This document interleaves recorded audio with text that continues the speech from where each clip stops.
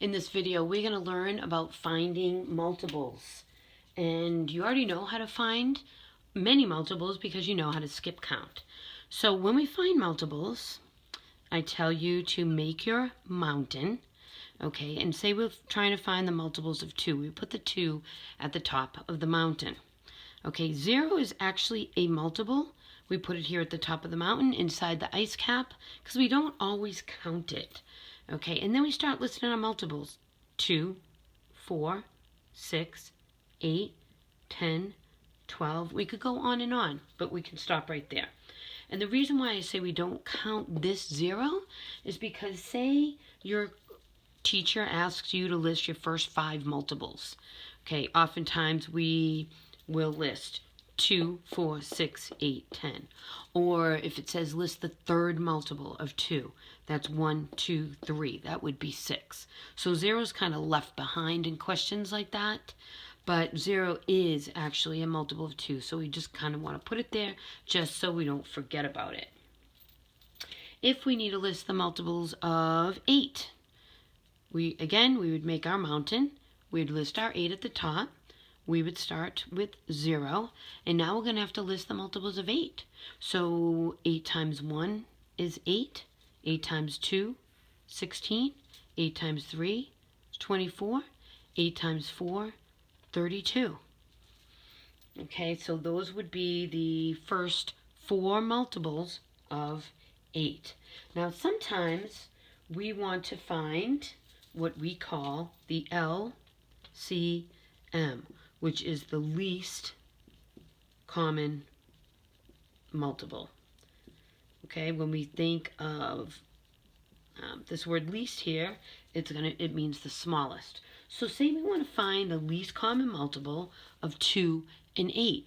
We would look at what we have in our column for the 2's and what we have in our column for the 8's. And we can see, we're going to try and find the smallest number that's in both of the mountains.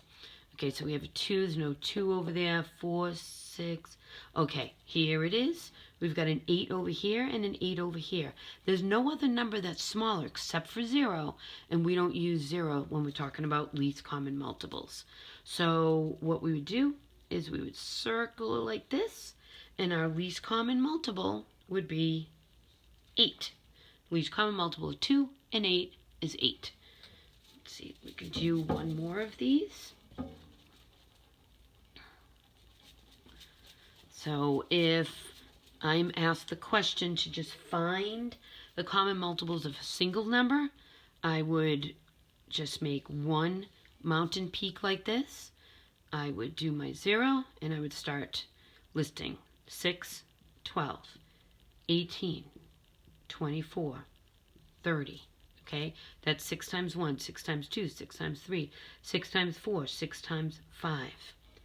Okay, so those would be my multiples of 6. My first 5 multiples of 6 are right here. 6, 12, 18, 24, 30.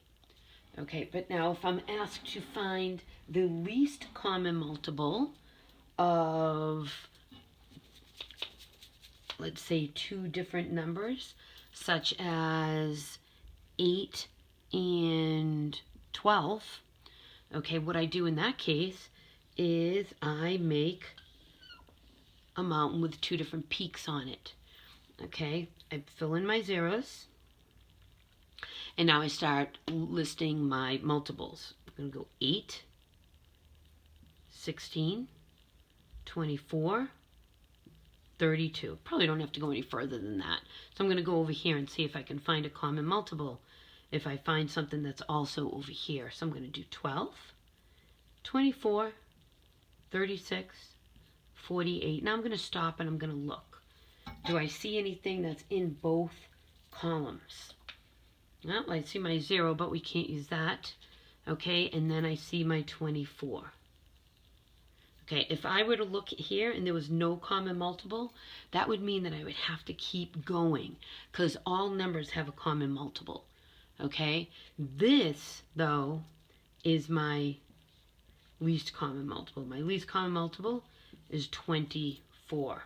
We might have, well, we definitely would have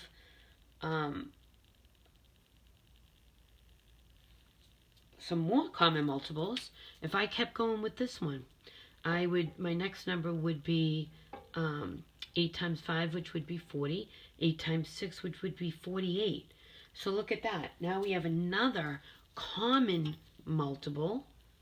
48's on both sides, but is it the least common multiple? No.